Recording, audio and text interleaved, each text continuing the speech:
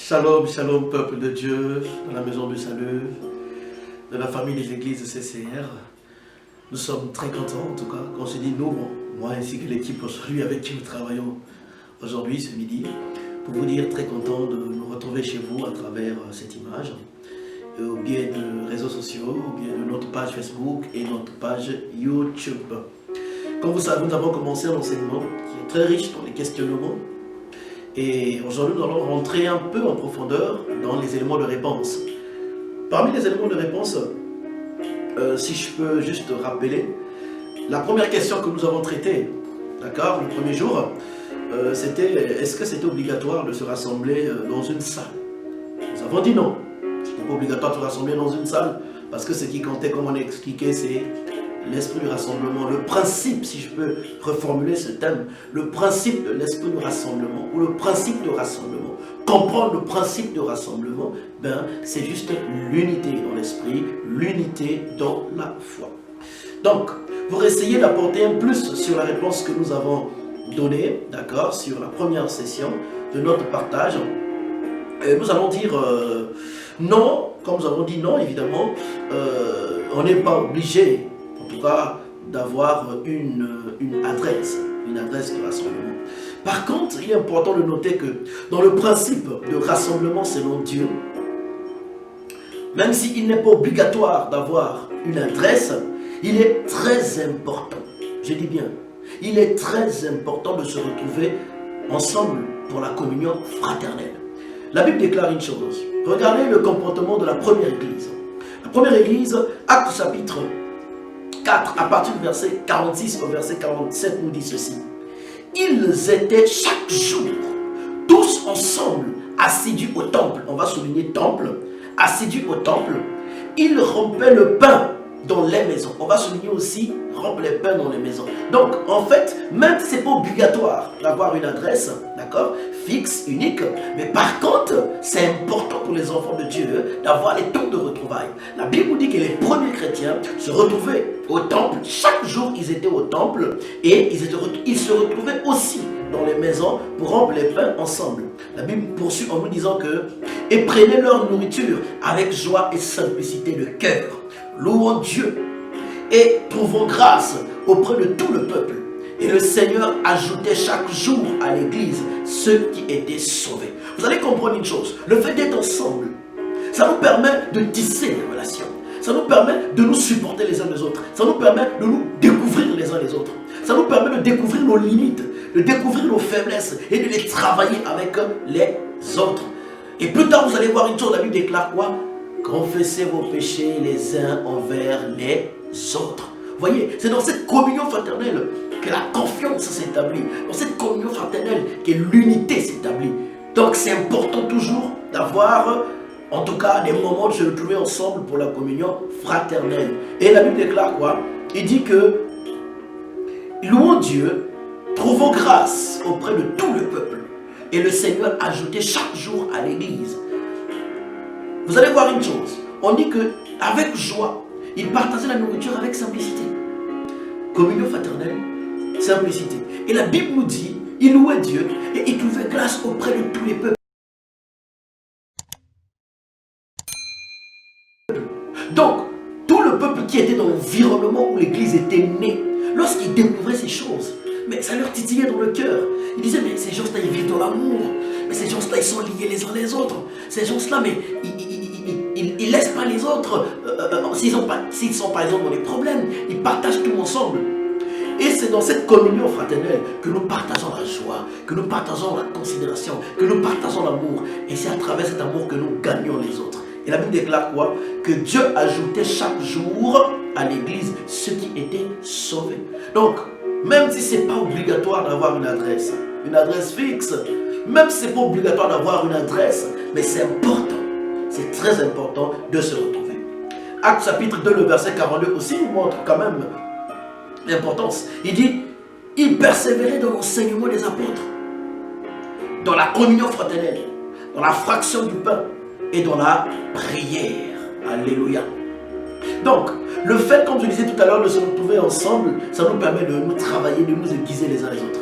Et la Bible déclare, on lit le Proverbe chapitre 27, le verset 17. Il dit, comme le fer aiguise le fer, ainsi un homme excite la colère d'un autre. Bon, c'est un peu difficile dans cette version de bien comprendre parce que ça c'est la version mi-second. Je vais lire ça dans la version Semeur. Écoutons ce que la Bible nous dit. Je disais, Proverbe chapitre 27, le verset 17. L'homme s'affine au contact de son prochain, tout comme le fer se polit par le fer. Donc nous aussi, le fait d'être ensemble, nous nous affinons, nous nous aiguisons, nous nous taillons. Donc c'est important de se retrouver ensemble. Cela nous permet de mesurer notre degré d'amour, notre degré de patience. La Bible déclare quoi? Aimer l'amour et patient. Notre degré de pardon, notre degré d'apporter le pardon, d'accorder le pardon. La Bible déclare quoi? Eh bien, l'amour pardonne tout, excuse tout. Cela, en fait, nous montre notre capacité de nous supporter les uns les autres. La Bible déclare quoi? Supportez-vous les uns les autres. L'amour supporte tout. Donc, c'est comme ça que nous nous affinons et Dieu affine l'amour en nous. Dieu travaille en nous. Donc, c'est important. C'est vraiment très, très, très important. Il est difficile de vivre une communion fraternelle au vrai sens du terme à distance. C'est pas possible. À distance, tu ne sauras pas, mais des fois, je ne saurais pas des fois. À distance, tu ne sauras pas si je suis un homme de prière ou pas. À distance, tu ne sauras pas comment m'aider. Je peux peut-être être mal habillé, je peux porter une chemise qui a peut-être une tache derrière. Mais si toi, tu ne regardes pas pour me le dire, je ne le saurais pas. C'est pourquoi, même si les salles ne sont pas obligatoires, même si une adresse n'est pas obligatoire, nous devons quand même nous organiser, avoir les temps où nous nous rencontrons. Comme dans la Bible, ils se retrouvaient dans les temples et ils se retrouvaient dans les maisons. J'aimerais dire à toi, peut-être qui suit ce partage, cet enseignement, cette exhortation en ligne là où tu es. C'est pas pour rien que le Seigneur a permis que tu suives ceci. Si tu n'as pas d'église locale, c'est pas normal. C'est pas normal. Parce que la vie chrétienne, ce n'est pas des pasteurs sur Internet. Ce n'est pas des prophètes sur Internet. Il y a des dons, il y a des capacités, il y a des choses que Dieu veut faire avec toi. Mais il faudrait que tu aies une famille au Christ. Il faudrait que tu aies une église. Il faudrait que tu aies des frères, des sœurs avec qui vous vous rencontriez pour prier ensemble. Alléluia. C'était la suite en fait pour essayer de compléter la première réponse que nous avons donnée. Nous allons toujours continuer à approfondir nos réponses. Alors, deuxième question. Est-ce que le rassemblement selon Dieu nécessite-t-il obligatoirement une salle ou un temple? Puisque la Bible nous dit qu'ils étaient dans le temple.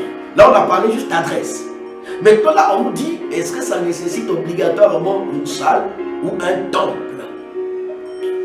Alors, nous allons rentrer dans les éléments de réponse. Dans le principe de rassemblement selon Dieu, comme je disais au départ, il n'est pas obligatoire d'avoir une salle ou d'avoir un temple. Vous allez découvrir avec moi dans Actes, chapitre 16, à partir du verset 10 à 15, quand l'apôtre Paul rentre en Europe, troisième voyage missionnaire de l'apôtre Paul. Vous allez remarquer une chose. C'est une longue lecture, mais je vais juste prendre à partir du verset 13. Écoutons ce que la Bible nous dit au verset 13. La Bible dit ceci. Le jour du sabbat, nous nous rendîmes hors de la porte, donc la porte de la ville, sortie de la ville, hors de la porte, vers une rivière, où nous pensions que se trouvait un lieu de prière. Waouh! Donc, dans ce passage, on est en train de nous dire, quand l'apôtre Paul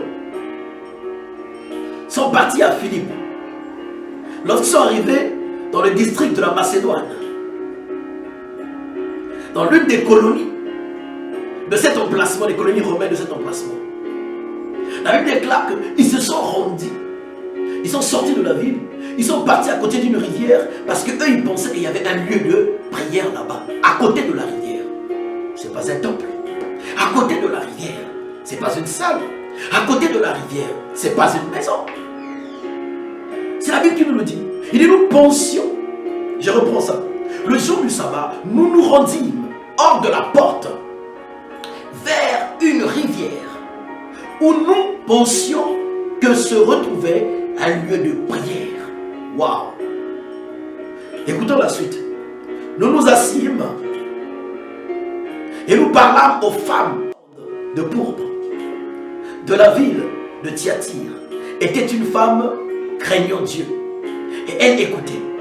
Le Seigneur lui ouvrit le cœur pour qu'elle fût attentive à ce que disait Paul.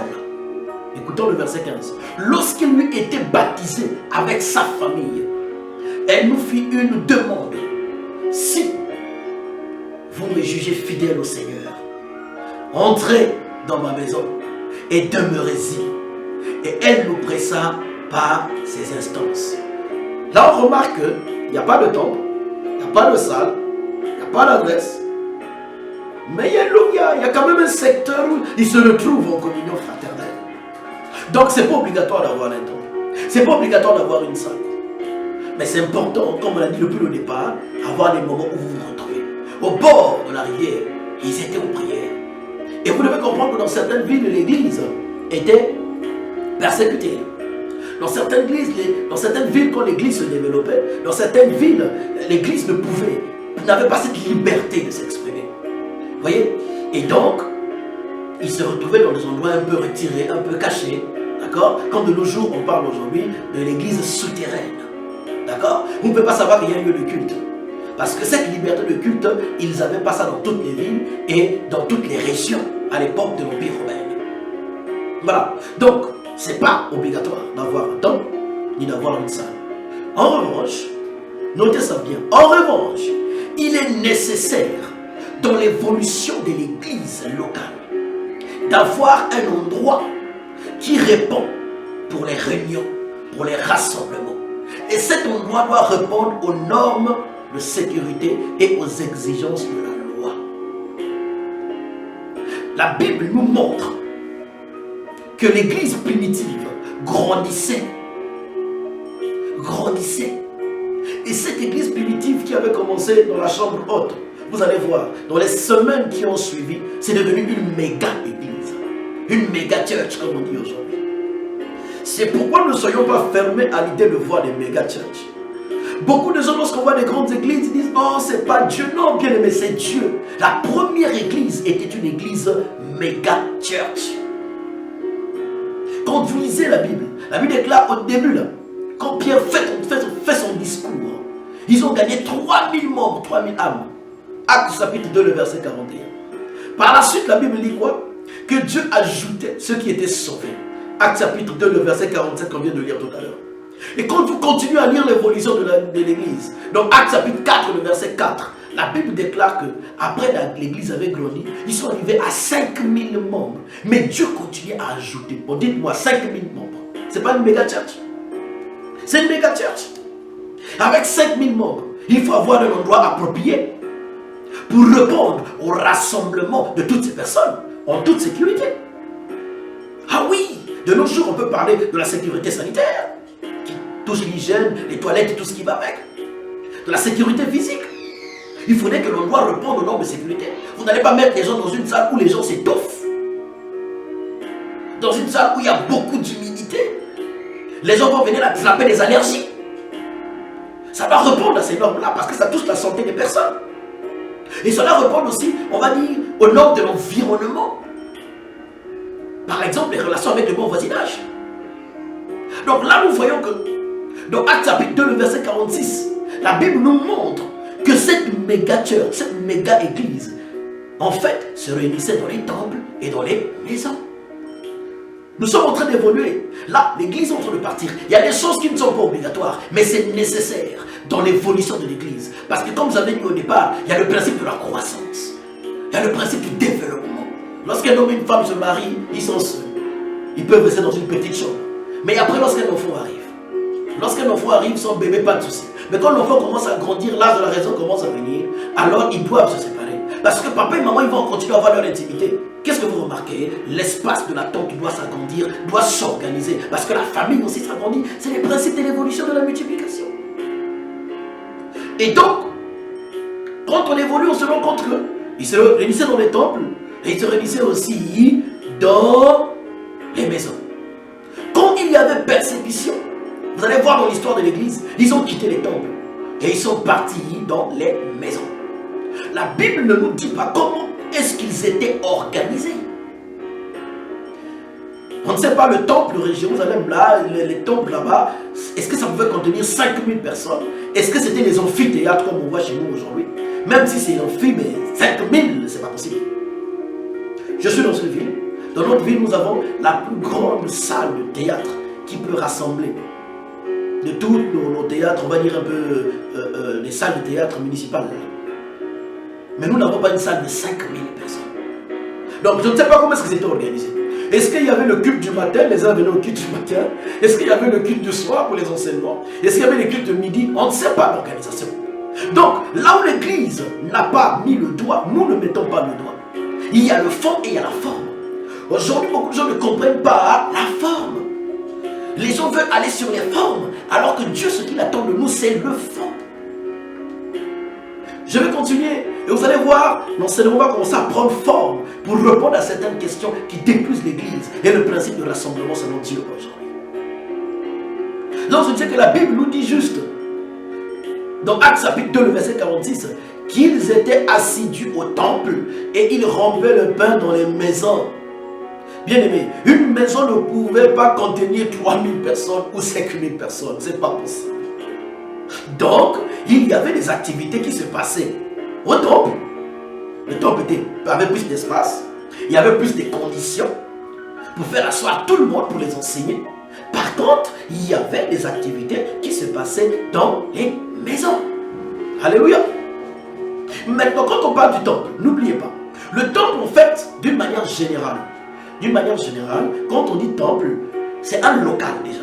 Quand on parle de temple, c'est un local. C'est un espace qui est limité. Ça peut même être une grotte. Même une grotte, ça peut être un temple. Donc, c'est un endroit qui est limité, qui est protégé. S'il y a la pluie, s'il y a le soleil, vous êtes protégé. Le temple ne peut pas être à l'air libre. Soit c'est une tente, voilà, ou bien soit nous sommes dans une grotte, ou bien, voilà, nous sommes dans une maison, nous sommes dans une salle, nous sommes dans un appartement, ça peut être un temple. Donc, lorsqu'on dit temple, c'est un lieu dédié pour des activités spirituelles. Les prières, les sacrements, les baptêmes. Voilà. C'est toujours lié à l'exercice religieux ou l'exercice spirituel. On parle des croyances, et tout ce qui va avec. On parle de prière, élever son esprit. Un endroit où c'est dédié pour ça.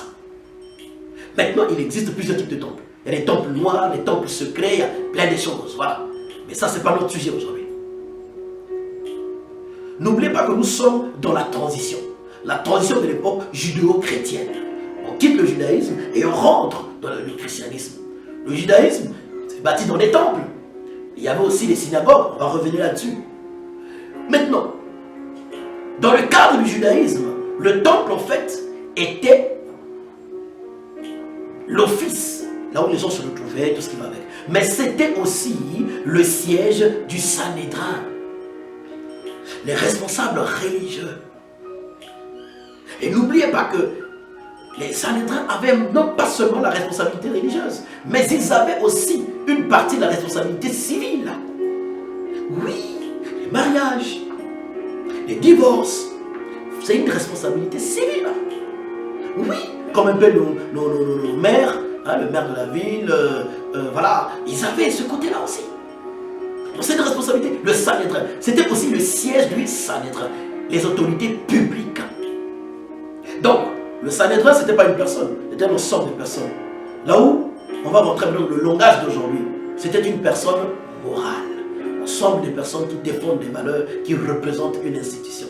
Donc, le Sanhédrin était une institution qui représentait une institution. Alléluia. Et là, vous allez comprendre qu'on rentre dans la dimension de l'église institution. Mais on n'est pas encore dans tout ce qui est juridique. Ça, c'est dans l'histoire. Donc, le temple était un lieu public reconnu par les autorités. Et vous allez voir, c'est dans le temple que le ministère de Jésus a été reconnu par les autorités. Quand vous lisez la Bible déclare quoi? Vers le milieu de la fête, Jean chapitre 7, le verset 14. Vers le milieu de la fête, Jésus monta au temple et il enseignait. Jésus enseignait. Temple. Donc Jésus n'a pas dit qu'il n'était pas contre les temples. Au contraire. Il partait enseigner dans les temples. Et aucune fois, Jésus a dit, ne partez plus dans les temples. La Bible déclare, Jésus continuant à enseigner dans le temple dit, comment les scribes disent-ils que le Christ est le fils de David? C'était le lieu où Jésus rencontrait les scribes, d'autres autorités spirituelles et religieuses. Lieu public. Oui, lieu public. On continue. Jean chapitre 2, non, Luc chapitre 2, le verset 27. La Bible déclare, il vint au temple, poussé par l'Esprit. Waouh! Le Saint-Esprit pousse Jésus à aller au temple, poussé par l'Esprit. Et comme les parents apportaient le petit enfant, Jésus, pour accomplir à son égard, c'est qu'ordonner la loi. Donc, qu'est-ce que vous remarquez? Les parents de Jésus, poussés par l'Esprit, sont partis au temple. Le temple avait une place dans la vie religieuse. Le temple avait une place dans la vie spirituelle à cette époque. Alléluia. Donc ça c'est le temple, lieu public. Donc on a dit lieu public, c'est le siège du Sanhédrin, autorité morale. D'accord? Maintenant, il ne se retrouvait pas seulement au temple, l'église. L'église se retrouve aussi dans les maisons. La maison c'est quoi? C'est une propriété privée. Une propriété privée, une personne physique. Jésus aussi partait dans les maisons. Il déclare quoi? Luc chapitre 7, le verset 36. Un pharisien pria Jésus de manger avec lui. Jésus entra dans la maison du pharisien et se mit à table. Jésus partait dans les maisons. Matthieu chapitre 26, le verset 6. Comme Jésus allait à Béthanie, dans la maison de Simon le lépreux, Jésus partait aussi dans les maisons. Et il enseignait dans les maisons, il enseignait dans les temples. Alléluia. Donc, ce que nous pouvons comprendre déjà dans le principe, le rassemblement selon Dieu, c'est que l'église n'est pas une salle, n'est pas un temple, n'est pas un appartement. D'accord? C'est là où je vais aujourd'hui dire à mes frères, à mes bien-aimés, voilà, qui parlent de l'église bâtiment. Moi, je connais quelqu'un qui me dit, vous les églises bâtiments, vous les églises institutions, parce que je suis pasteur dans une église bâtiment. J'ai dit non, je ne suis pas pasteur dans une église bâtiment, une église institution. Lui aussi qui se dit serviteur de Dieu. Il dit, moi, je suis pasteur dans une église bâtiment, une église institution. Bon, j'étais un peu dérangé. Vous savez, beaucoup aujourd'hui se disent pasteur, mais il y a des choses qui manquent. Il y a des étapes qu'ils ont sautées. Tu peux y avoir la vocation, mais c'est important d'être formé. Je vous dis, c'est important d'avoir des pères, des aînés. Mais quand on te reconnaît dans le ministère, surtout quand tu es dans le ministère pastoral, bon, peu importe le ministère, hein, mais vraiment qu'on te donne les bases, que tu comprennes l'histoire de l'église. Parce qu'aujourd'hui, nous nous battons à cause des petites choses dont nous avons, sans le savoir, interprété comme doctrine alors que ce n'est pas la doctrine. Que nous avons interprété comme le fond alors que ce n'est pas le fond. C'est l'histoire. C'est une société qui évolue. Plus tard, on va bien comprendre cela. Donc, ce que je voudrais insister, c'est que les églises ou l'église bâtiment n'existent pas. C'est l'interprétation de l'homme. C'est l'homme qui dit église bâtiment, selon la compréhension du langage de l'homme. Mais selon Dieu, l'église bâtiment n'existe pas. L'église, c'est toute personne qui a accepté Jésus, qui croit en Jésus, qui a accepté de sortir du monde. Spirituellement, il se déconnecte de la terre et il se connecte du ciel et il devient membre du corps de Christ. Là où 2 ou 3 personnes sont assemblées, comme on a vu dans la Bible, mais ceux-là, ils sont déjà l'église. Maintenant, dans leur croissance, parfois c'est important de s'organiser, d'avoir une salle. Et cette salle aussi, on peut l'appeler temple parce que nous l'avons dédiée pour les activités spirituelles. Alléluia. Donc, il faut être sensible et il faut comprendre. Pourquoi est-ce qu'aujourd'hui on a besoin, on va dire, des salles ou des espaces qui nous conviennent? Parce que lorsque nous nous réunissons à un endroit, quand le Saint-Esprit, n'oubliez pas, hein, quand le Saint-Esprit nous envahit, je vous dis une seule chose, quand le Saint-Esprit se manifeste, regardez le baptême du Saint-Esprit, Actes chapitre 2, le verset 2 à 6. Dans les actions du Saint-Esprit, vous allez voir, il y a le baptême, il y a l'extase, les gens sont en extase, les gens louent le Seigneur, les gens adorent, les gens parlent en langue, les démons se manifestent. Généralement, il y a un bruit. Souvenez-vous, il y a eu un bruit, la Bible déclare que la foule a couru. Parce que la somme haute, il y a eu un bruit. Si vous n'êtes pas dans un endroit qui répond au normes de sécurité, vous allez déranger les voisins. Vous allez déranger les gens autour. Surtout nous aujourd'hui qui sommes dans des pays qui sont très organisés dans le cas des rassemblements. Vous ne pouvez pas vous rassembler si vous ne justifiez pas vos rassemblements, ce n'est pas possible. Donc, j'aimerais attirer l'attention. Les salles sont importantes parce que vous pouvez cloisonner les salles. Vous pouvez mettre les conditions. Les conditions, par exemple, pour éviter que le bruit ne sorte à l'extérieur. Vous mettez toutes les conditions qu'il faut. Ça vous permet de vivre votre foi librement sans déranger le voisinage. Parce que quand le Saint-Esprit arrive, là, vous ne pouvez pas contrôler ça. Mais vous êtes dans un appartement avec les voisins à côté. Là, je suis dans ma maison. Même quand je parle là, je baisse le ton. Parce que je peux parler ici, il faut revenir frapper à la porte. Je dérange le voisin. Et donc, c'est important de noter ça. Ceux qui raisonnent, ceux qui ont le raisonnement des concepts des églises, bâtiments ou les églises institutions, en fait, ils interprètent l'histoire de la réforme de Constantin. Parce qu'ils disent que l'empereur romain, lorsqu'il a institutionnalisé l'église en mettant en place l'église catholique, avec l'organisation qui s'est inspirée à la fois de l'Ancien Testament et des religions païennes, lorsqu'il a mis en place toutes ces choses, c'est lui qui a ramené la réalité des temples et qui a légalisé la foi chrétienne. Suivez-moi bien, j'ai dit légaliser, mettre sur papier, rendre ça juridique, officiel, reconnu par l'autorité terrestre. N'oubliez pas ça. Ils se basent là-dessus. Parce qu'ils se disent que, mais quand Jésus était mort après, en l'an 70, le temple a été détruit. Pour eux, ils se sont dit, comme le temple a été détruit, donc la vie chrétienne, il n'y a plus de temple, c'est des maisons. Mais ils ont oublié que les apôtres se sont retrouvés dans des maisons à cause de la persécution. Mais ces mêmes apôtres partaient dans le temple. Souvenez-vous du miracle de Pierre. C'était quoi? C'était pas dans un temple. Il a vu le paralytique dans l'entrée du temple qui lui demandait le monde. Il dit non, tout ce que j'ai, reçois au nom de Jésus, lève-toi et marche. Cette pensée de rassemblement a été mal interprétée. Je vais dire à vous les frères, à qui on a inculqué ça dans la tête. Lorsqu'on dit va dans telle église, parce que cette église-là a une affiche, parce qu'il y a un nom, parce qu'il y a un pasteur à sa tête. Non, c'est faux, ce n'est pas les bonnes églises, ce n'est pas l'église du Seigneur. Et aujourd'hui, les gens interprètent même mal la réalité que nous sommes en train de vivre. Ils disent quoi? Ils disent que non, le coronavirus est venu pour casser les grandes églises. Dieu est en train de faire son jugement aux grandes églises. Dieu veut nous ramener dans l'église primitive. Ça, ce n'est pas un raisonnement qui tient la route. Ce n'est pas un raisonnement qui tient la route. C'est un faux raisonnement. On a vu Jésus partir enseigner dans les temples. On a vu Jésus partir même dans les synagogues. On va aborder certainement la question de la synagogue plus tard. La Bible a approuvé la pensée de bâtir le temple par David. Il a accepté. Mais quand vous lisez la Bible n'a pas approuvé la pensée de bâtir les synagogues. Alléluia. Vous allez comprendre que les synagogues, c'est l'organisation humaine. Mais Jésus, quand il est arrivé, il partait dans les synagogues. Donc, donner les noms aux églises, c'est l'organisation humaine. Je vais revenir là-dessus. Et on va faire le lien entre l'origine des synagogues. Vous n'allez pas voir ça dans la Bible. L'origine du temple, vous allez voir ça dans la Bible, mais pas dans la synagogue. On va faire le lien et vous allez comprendre que l'église évolue dans le temps et dans le principe de l'évolution. Vous allez comprendre comment Dieu fonctionne avec l'homme. Même le mot chrétien, là, vous pensez que chrétien, là, c'est Jésus qui a dit que vous allez être des chrétiens. Jésus n'avait jamais dit ça. Jésus n'avait jamais dit ça.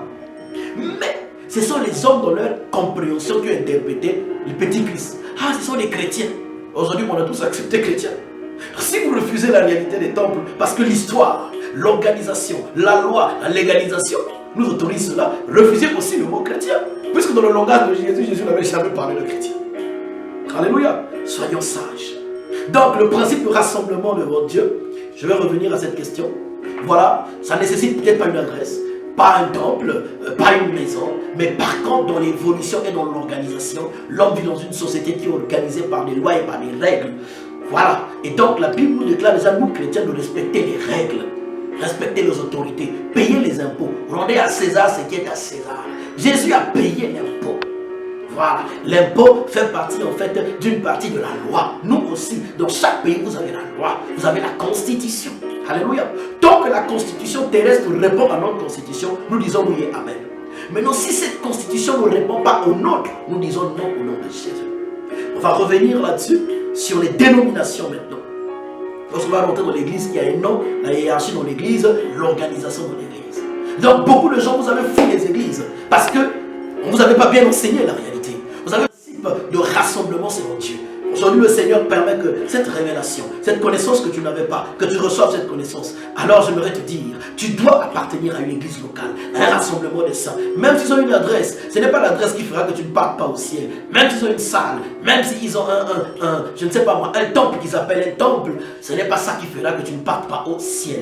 On va revenir et tu vas comprendre le principe de la dénomination et de l'organisation. Donc pour répondre à cette deuxième question, on va dire non, ce n'est pas obligatoire d'avoir une salle, c'est pas obligatoire d'avoir un temple, c'est pas obligatoire d'avoir une maison. On peut se retrouver même derrière la rivière, même derrière la plage. Mais l'évolution, l'organisation, le respect des autorités, alléluia. Et enfin, les croissances nous demandent de mettre une sécurité. Parce que l'organisation humaine fonctionne avec sécurité. Alléluia. Que le Seigneur vous bénisse. On va continuer ça.